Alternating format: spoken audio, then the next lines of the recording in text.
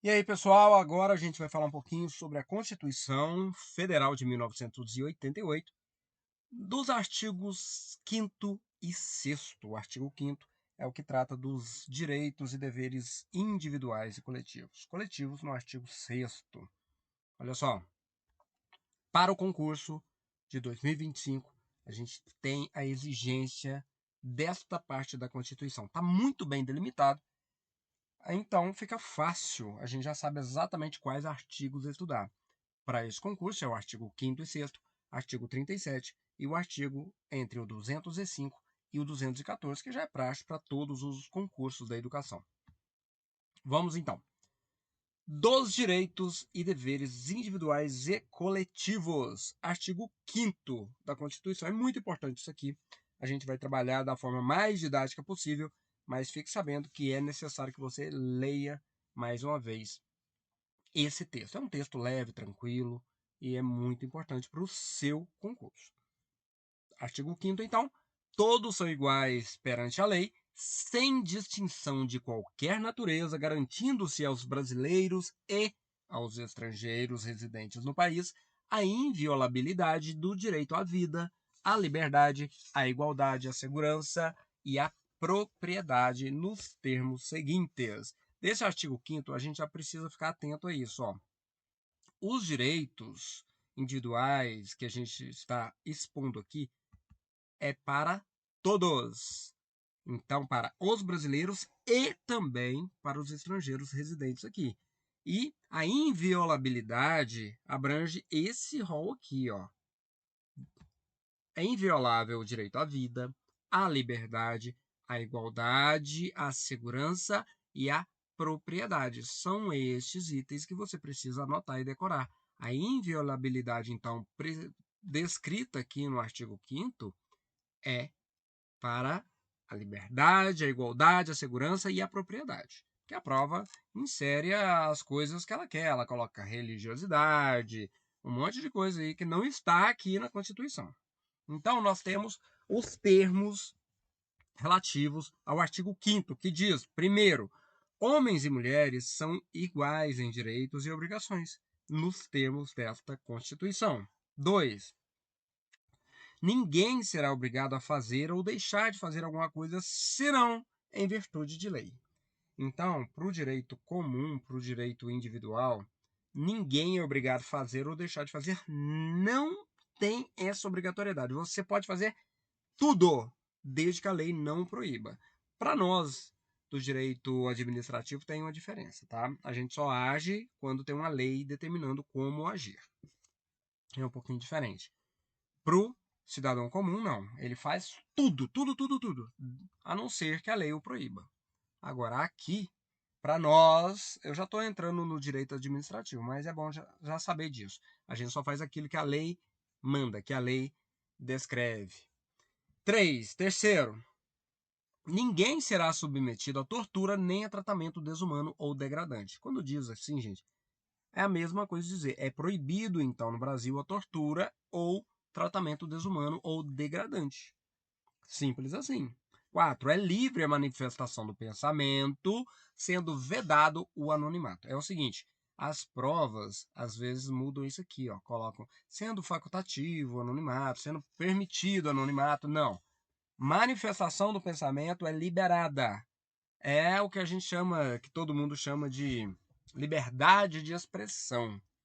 Porém, é vedado o anonimato. Na Constituição, proíbe você falar tudo que vem à mente de forma anônima. E é claro que há limites para esse. Gente, liberdade de expressão não é ilimitada. Todo direito tem uma limitação, que esbarra geralmente no direito alheio.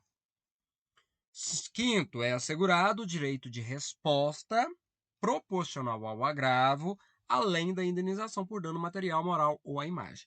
Por isso que é vedado o anonimato. Você pode se manifestar da forma que quiser, até os limites da lei, certo? Certo. Mas não pode ser anônimo por isso, porque se você ofende alguém, se você promove um agravo a alguém, essa pessoa tem o direito de resposta. E se você é anônimo, ela vai responder para quem? Certo? Por isso que é vedado o anonimato. pois todos temos o direito de resposta, mas a resposta ela tem que ser proporcional ao agravo, não superior ao agravo. Tem gente que esquece dessa proporção. Na Constituição deixa bem claro. É livre a manifestação do pensamento, sendo vedado o anonimato, e é assegurado o direito de resposta proporcional ao agravo, além, claro, da indenização por dano material, moral ou imagem. Isso aí é assegurado a todos. É inviolável a liberdade de consciência e de crença, sendo assegurado o livre exercício dos cultos religiosos e garantida, na forma da lei, a proteção aos locais de culto e suas liturgias. Gente, isso aqui é muito polêmico, porque o Brasil é um país cristão. Fique atento que eu não estou fazendo juízo de valor, não. Eu estou passando instruções para a sua prova. Isso é muito polêmico, porque as provas exploram a religiosidade vinda de religiões de matrizes diferentes da cristã. Aí elas utilizam, por exemplo, o islamismo, religiões de matriz africana, e coloca o senso comum trabalhando contra você na prova. Então preste atenção no que eu vou falar, desse inciso sexto aqui. É inviolável a liberdade de consciência e de crença. Falou que crença no cristianismo, por meio do cristianismo, não. Crença, seja ela qual for. Então qualquer igreja tem a mesma liberdade e a mesma inviolabilidade. Não interessa se é a sua igreja, se é a igreja de alguém de uma matriz que você não gosta. Então não leva para a prova aquilo que você tem no seu coração, na sua mente. A prova trabalha com critérios objetivos. Então é inviolável a liberdade de consciência e de crença de todas as crenças, sendo assegurado o livre exercício de cultos religiosos. Então, todos os tipos de cultos religiosos são livres, são liberados no país. Por isso que o país é chamado de laico. A laicidade do Estado não tem a ver com a proibição da religião, pelo contrário.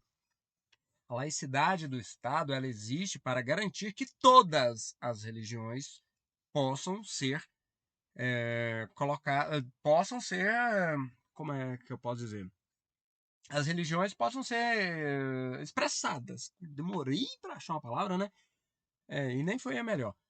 Que as religiões possam existir sem interferência do Estado. Tá? Todos os cultos religiosos são protegidos pela legislação. E é garantido, então, na forma da lei, a proteção aos locais de culto e suas liturgias. Então, locais de culto são o quê? Geralmente, igrejas. Mas, quando se trata, por exemplo, do Islã, são mesquitas, sinagogas, religiões de matriz africana, são o quê? Os terreiros, os centros. Então, todos os locais de culto. Aqui não fala igreja, tá bom, gente? Fique atento para não errar a questão boba na prova. Todas as religiões, todos os locais de culto. E também todas as liturgias são protegidas. Então, preste bem atenção. Sacrifício de animais, por exemplo, existe em algumas religiões. Dentro da prerrogativa de proteção aos locais de culto e liturgias, esses sacrifícios são invioláveis também. Claro que há leis de proteção animal, tem tudo isso, gente. Mas para o nosso concurso precisa saber disso. Precisa saber disso. Da inviolabilidade de toda e qualquer manifestação religiosa.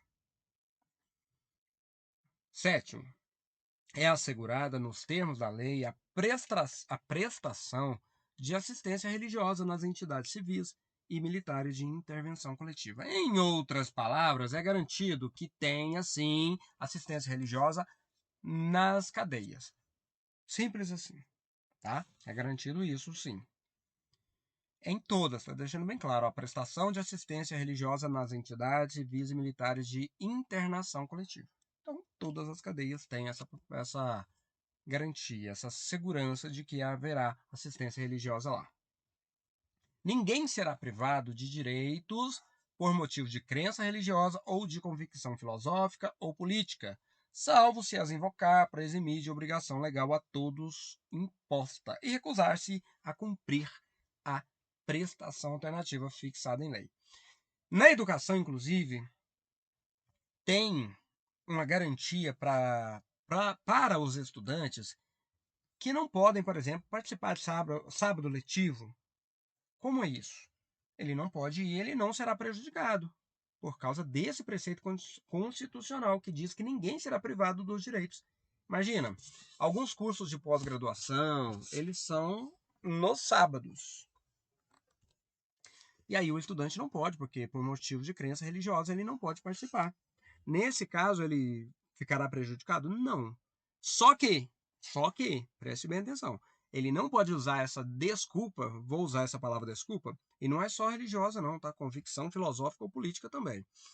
Ele não pode invocar essa privação de direito, essa garantia de direito, para sair de obrigação legal imposta a todo mundo. Por exemplo, eu, sei lá, eu quero roubar.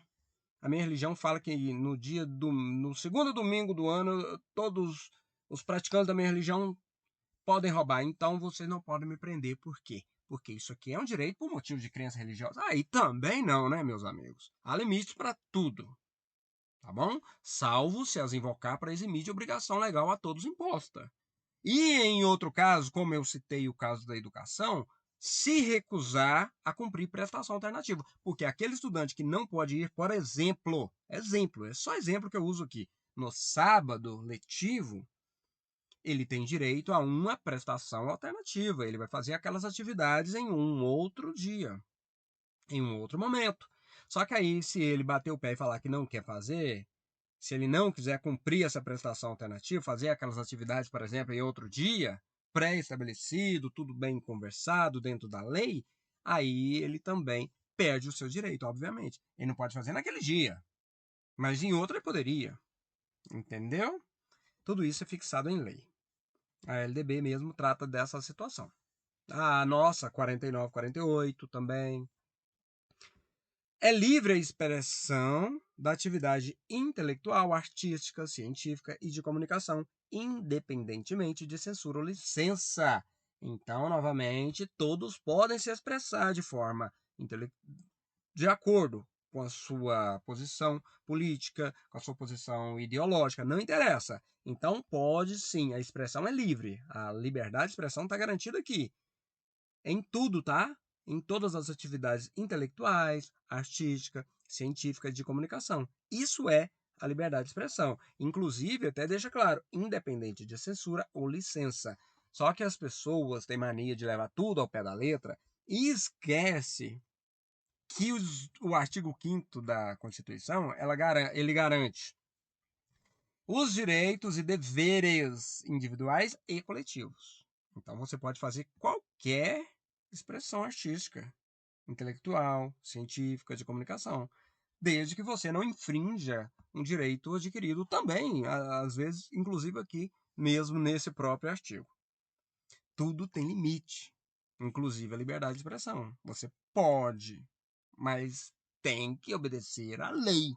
Se a lei proíbe, aí a liberdade de expressão cai, porque tem uma lei anterior que proíbe aquele tipo de expressão. Exemplo. Ué, temos que usar exemplos.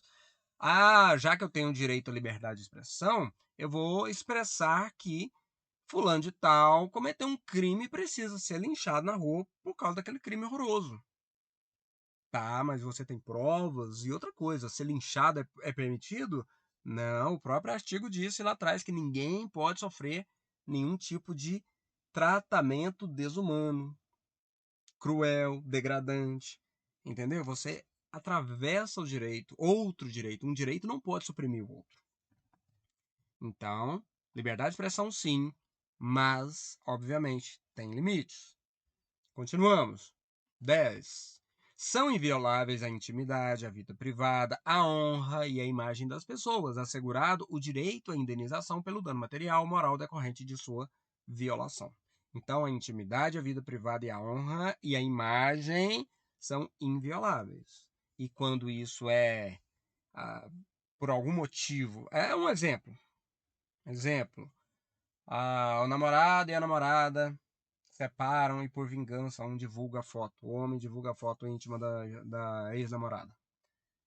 Ele violou a intimidade, a vida privada dela, a honra dela, a imagem. Ele violou tudo isso numa foto só que ele divulgou para todo mundo. Então, é assegurado para essa pessoa o direito à indenização pelo dano material que for causado decorrente daquela violação, ou moral, ou as duas coisas junto, tá? Tanto material e moral pode acontecer. Então, não, em hipótese nenhuma, pode se violar a intimidade, vida privada e honra e imagem de ninguém. Outra situação não, outro inciso 11. A casa é asilo inviolável do indivíduo. Ninguém nela podendo penetrar sem consentimento do morador, salvo em caso de flagrante delito ou desastre, ou para prestar socorro, ou durante o dia por determinação judicial. Olha só, parece uma coisa muito simples, mas olha o que a Constituição diz. A casa não falou que tipo de casa. Pode ser uma casa simples, uma mansão, um apartamento. A casa está dizendo que é inviolável, é o asilo inviolável do indivíduo. Ninguém pode entrar nessa casa sem autorização do morador. Aí abrange, obviamente, o aluguel. Você tem um contrato de aluguel enquanto ele é o locatário. Tudo isso abrange. É a casa dele. Sem consentimento do morador, ninguém pode entrar. A não ser, aí há exceções, claro, sempre há. Em caso de flagrante delito ou desastre. Aí está um crime acontecendo naquele momento, tá no flagrante. Aí é uma exceção. Ou desastre, tá para desabou, deu lá uma chuva e desceu terra para dentro da casa, a pessoa está sujeita a morrer ali dentro. Aí não precisa pedir autorização, não. Aí pode entrar para salvar. Ou para prestar socorro, foi o que disse. O desastre, deu desastre. Aí você pode entrar sem autorização do morador. Prestar socorro, a pessoa está lá prestes a morrer. Aí, ué, a pessoa nem tem condição de te atender.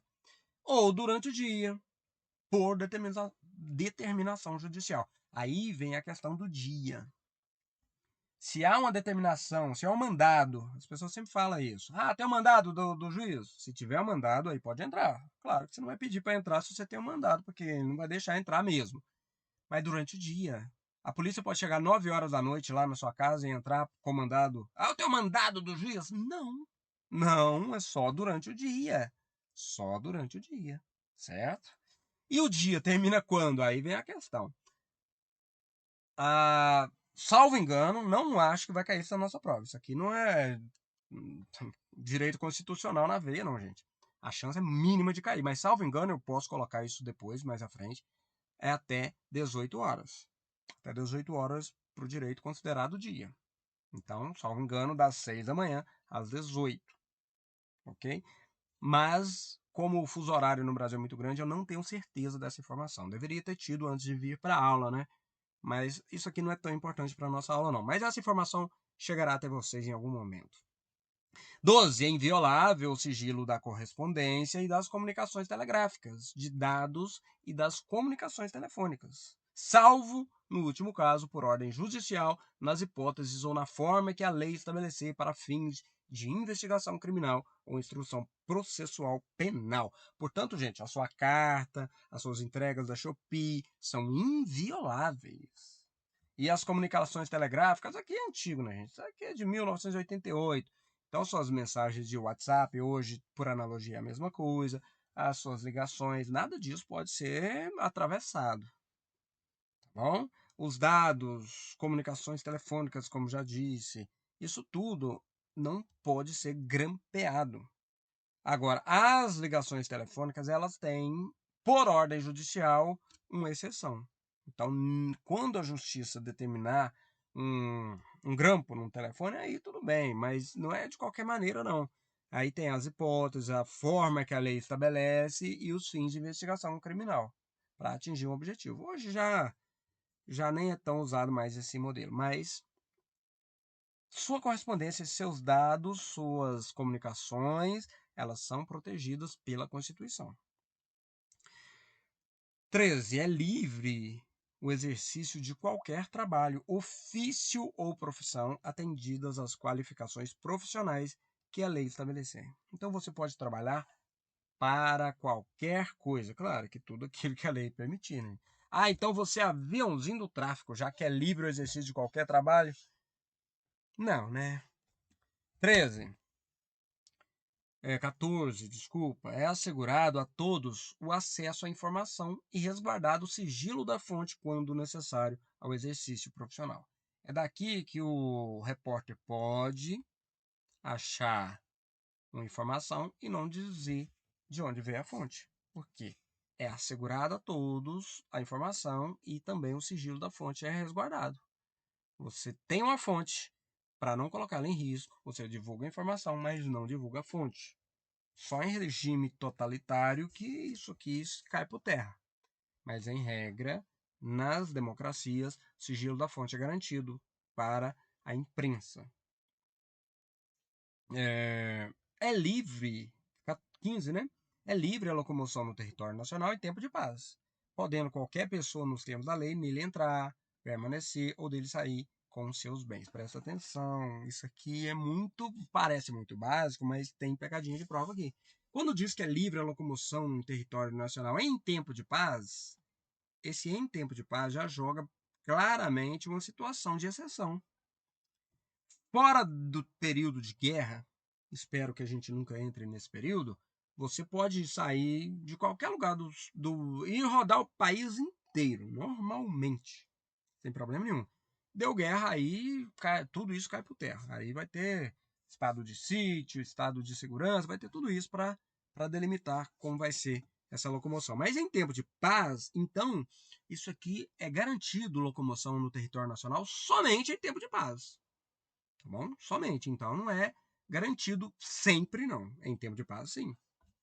Que a prova pode colocar lá que sempre é garantido o direito de locomoção. E você pensa, realmente? Não, realmente não. Tempo de guerra não é garantido. É livre essa locomoção no território em tempo de paz. E pode qualquer pessoa, então, quando fala qualquer pessoa, não é qualquer brasileiro, não, é qualquer pessoa. Nos termos da lei, aí vai ter lei própria para isso, obviamente, regulamentando. Entrar no país, então, lei que regulamenta a entrada, saída, mas nos termos dessas leis, qualquer um pode entrar no país, desde que obedeça às leis, permanecer no país, desde que obedeça, obviamente, às leis, e sair também do país, desde que obedeça às leis. E aí pode sair com os bens. Ah, eu tenho milhões e milhões de reais. Estou certinho com a lei, cumpri todos os requisitos impostos pela lei. Posso ir para os Estados Unidos com todos os meus bens? Se tiver tudo certinho, pode sim, fica à vontade. Aí você vai obedecer, passar a obedecer a partir da sua entrada lá, as leis daquele país. 16. Todos podem reunir-se pacificamente, sem armas, pode reunir, mas sem armas, em locais abertos ao público, independentemente de autorização. Ninguém precisa de autorização para fazer reunião, protesto na rua, nada disso, tá? Não precisa de autorização. Desde que não frustrem outra reunião anteriormente convocada para o mesmo local, sendo apenas exigido prévio aviso à autoridade competente. Presta bem atenção. Você não precisa ir na polícia militar, só exemplo, na polícia, eu vou falar só a polícia. Pedir autorização para fazer um protesto na praça da sua cidade, na rua, essa coisa. Não precisa pedir. Mas, porque você está garantido, todos podem reunir-se pacificamente. Mas só pode reunir sem armas. Pode fazer uma reunião lá, todo mundo com fuzil na mão e protestando. Brincou muito, né? Não pode, mas sem armas pode. Em local aberto ao público, na rua, nas ruas, então, em geral. E não precisa pedir autorização para isso, gente. Mas precisa ir na polícia ou nos órgãos de segurança, sejam eles quais for, para avisar. Avisar. Exigido prévio aviso. Nós vamos reunir no dia 31. Polícia, aí um mês anterior, polícia, nós vamos reunir dia 31 lá na praça. Vamos fazer um protestinho lá. Ok? Você não está pedindo, você está só avisando. Você pode reunir e só está avisando. Você não está pedindo a polícia para reunir, não. Só que a polícia pode virar para você e falar o seguinte: meu querido, vocês estão querendo reunir no dia 31? É, dia 31, nós vamos fazer um protesto lá bacana. Contra o quê? Não interessa. Você não precisa contar para que você vai reunir. Você precisa avisar que vai reunir. Mas geralmente você vai falar para quê, né? Mas aí a polícia vira e fala assim: meu querido, dia 31, semana passada teve uma galera aqui falando que vai reunir lá. O quê? Na mesma pracinha? Na mesma pracinha. E aí, posso reunir? Eu tô te avisando, eu não preciso pedir autorização. Não, não pode.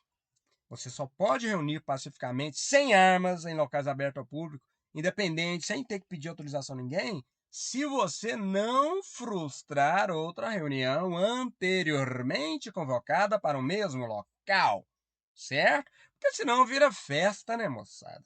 Senão você pensa assim, ó, vai ter um grupo político lá que vai fazer uma festinha lá para eleger o candidato dele. Vamos lá, vamos fazer a baderna lá. Proibido. Proibido. Você só pode reunir desde que não frustre outra reunião que já foi convocada anteriormente. Ah, eu cheguei meia hora na polícia antes e avisei. Avisei, eu não pedi. Eu avisei que eu vou reunir e o outro chegou meia hora depois, no mesmo local, não vai poder acontecer. Você que avisou primeiro vai reunir e o outro, ou caça outro lugar, ou vai ficar sem reunião. 17º, é plena liberdade de associação para fins lícitos e vedada a de caráter paramilitar. Gente, presta atenção. Associação pode, todo mundo pode abrir uma associação. Todo mundo. Sendo ela formal ou não. Pode ser um grupo de pessoas fazendo uma associação informal, sem documento, sem nada. É uma associação. Todo mundo pode fazer, desde que os fins dessa associação sejam lícitos. Olha, vamos fazer uma associação aqui em prol de matar bandido safado na rua. Não pode, porque aí não são fins lícitos. Tá bom? E é vedada, é claro, a associação de caráter paramilitar. Então, as milícias do Rio de Janeiro são proibidas por quê? Porque são associações de caráter paramilitar. Inclusive, usam essa força policial dessas associações, as armas que elas têm, para impor um Estado paralelo. Por isso que há a proibição. 18º, a criação de associações e, na forma da lei, a de cooperativas independem de autorização, sendo vedada a interferência estatal em seu funcionamento. Presta atenção. Associação, cooperativas, isso tudo, qualquer um pode criar, não precisa pedir para criar, tá bom? Não precisa pedir. E o Estado, seja ele a prefeitura, Estado quando a gente fala Estado na legislação, no direito constitucional, é o poder público em geral. Pode ser o prefeito, pode ser o governador, o presidente, o senador, não interessa. Não pode intervir. Não pode intervir, tá bom? Cooperativa não precisa, primeiro, nem pedir para ninguém, não precisa pedir autorização nenhuma para ser fundada e o Estado não pode interferir no funcionamento dela. Aí eu faço uma associação lá para, sei lá, ajudar pessoas em situação de rua. Aí o Estado fala assim: não, vocês estão alimentando vagabundo, não pode. Não pode é o Estado, o poder público interferir naquela ação, porque ela é lícita, ela atende os critérios da lei. Então todo mundo pode ter associação, tá bom? Na forma da lei. E de cooperativa também. Mas isso, obviamente, dentro da lei, como já foi dito. O Estado não pode meter o bedelho e quem vai formar essas associações ou cooperativas não precisa pedir autorização nenhuma dos governos. Ele só cumpre os requisitos e faz. Continuamos. 19º. As associações só poderão ser compulsoriamente dissolvidas ou ter suas atividades suspensas por decisão judicial, exigindo-se, no primeiro caso, o trânsito em julgado. Então, presta atenção. A associação, a única pessoa que pode abrir e fechar são os membros. São os membros. Eles podem abrir a associação e depois podem fechar, dissolver essa associação, sem problema nenhum. De fora, o governo não pode fazer isso. Tá bom? Não pode. Só por uma exceção, por decisão judicial. Decisão judicial pode sim paralisar, suspender as atividades da associação. Mas para fechar ela mesmo, dissolvê-la mesmo, só quando tiver trânsito em julgado. Para quem não sabe o que é o trânsito em julgado, é quando você recorre até chegar no STF, por exemplo. Chegou na última instância, aí declarou que aquela instituição precisa ser dissolvida, aí não tem o que fazer, aí pode. Mas é só por decisão judicial. Agora, suspenso, aí qualquer decisão judicial pode suspender as atividades de uma associação qualquer.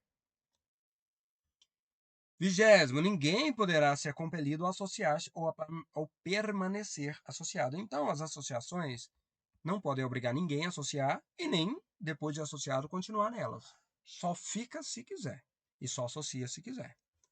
21º, as entidades associativas, quando expressamente autorizadas, têm legitimidade para representar seus filiados judicial e extrajudicialmente. Significa que, quando você faz parte de uma associação, essa associação ela pode sim, desde que você autorize, expressamente autorizada, ela tem a legitimidade para representar qualquer filiado dela na justiça ou mesmo fora dela. Mas não é de qualquer maneira não, desde que autorizada pelo membro, claro, pelo associado. 22º, é garantido o direito de propriedade. Simples assim, todos têm direito à propriedade. 23º, a propriedade atenderá à sua função social. Aí, olha só como é a situação. Quando diz que todos têm direito à propriedade, aí algumas pessoas pensam assim, tá vendo? Então, qualquer desapropriação, então, é ilegal. Então, qualquer não é o caso, porque logo abaixo, no 23º, diz que a propriedade atenderá à sua função social. Quando diz atenderá no direito, significa que ela tem a obrigação de atender à função social. Portanto, vamos lá, um prédio para moradia no centro de uma cidade X.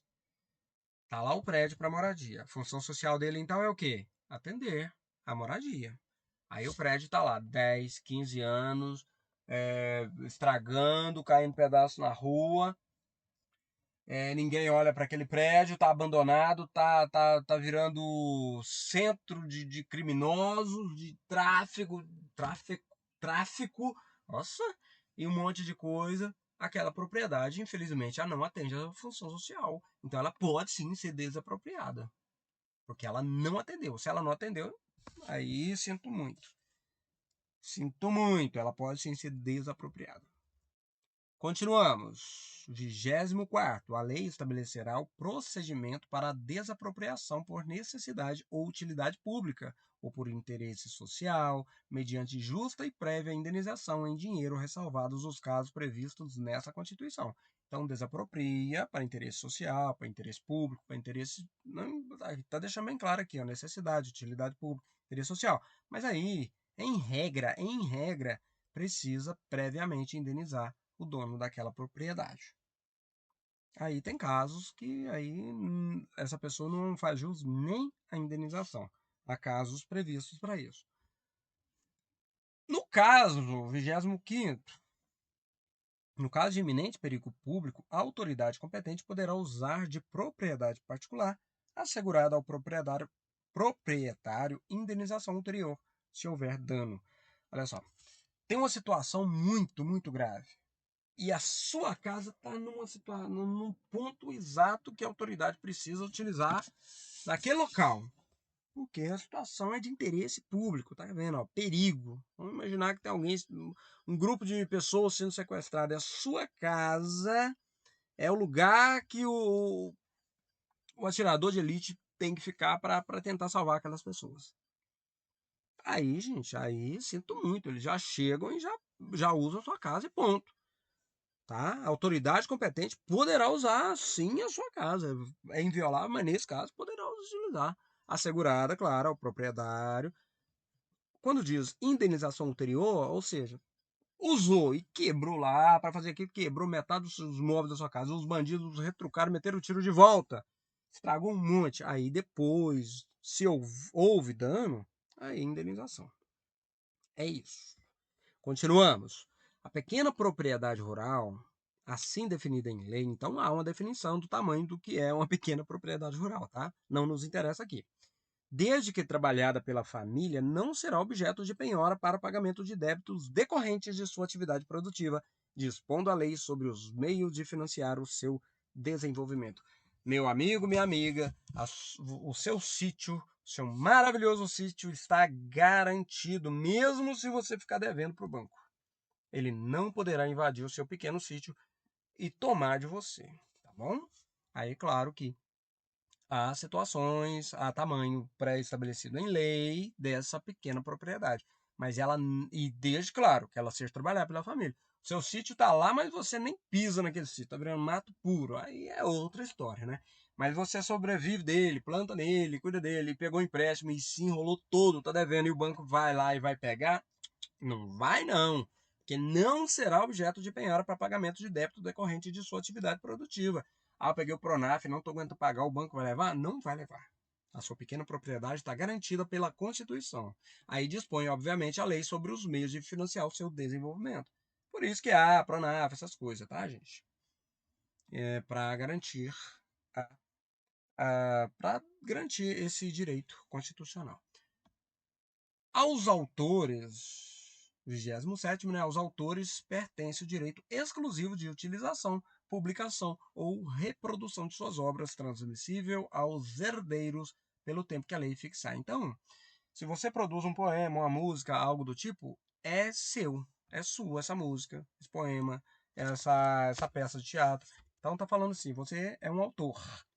Então, o direito exclusivo de utilização da sua obra é sua. Pertence a você, autor. A publicação disso é sua também. A reprodução dessas obras, totalmente sua. O direito é totalmente seu. Olha só, estragando meu negócio aqui. E é claro, depois que você foi, aí esse direito é transmitido para os herdeiros, pelo tempo que a lei fixar. Então tem um tempo ali, não sei, é mais um detalhe que eu não sei, mas não vem ao caso, porque a prova não vai cobrar qual é o tempo, tá bom? Que que esse direito às obras fica garantido ao autor ou aos seus descendentes. 28º, são assegurados no termo da lei, nos termos da lei. A proteção. Peraí, gente, só um minuto aqui. Isso, vou ler isso daqui e a gente finaliza essa aula, porque já está dando 40 minutos. Então, são assegurados nos termos da lei, tá, gente? A Constituição sempre fala nos termos da lei. Não é termo de resolução, termo de decreto, não, termos da lei. A proteção às participações individuais em obras coletivas e a reprodução da imagem e a voz humanas, inclusive nas atividades desportivas. Então, é garantido a proteção a essas participações individuais em obras coletivas. Você faz parte de um grupo musical maravilhoso, e esse grupo produziu muitas músicas legais, ganharam muito dinheiro, e você abandona o grupo, por algum motivo pessoal, não interessa. A sua participação está garantida ali, tá? Porque você fazia parte daquele grupo. Então, você tem direito também àquelas obras que você participou. A reprodução, imagem, voz humanas, você participou de diversos programas e aquilo está rendendo dividendos. Dividendo é modo de falar, tá, gente? Ainda está rendendo dinheiros também é modo de falar, tá?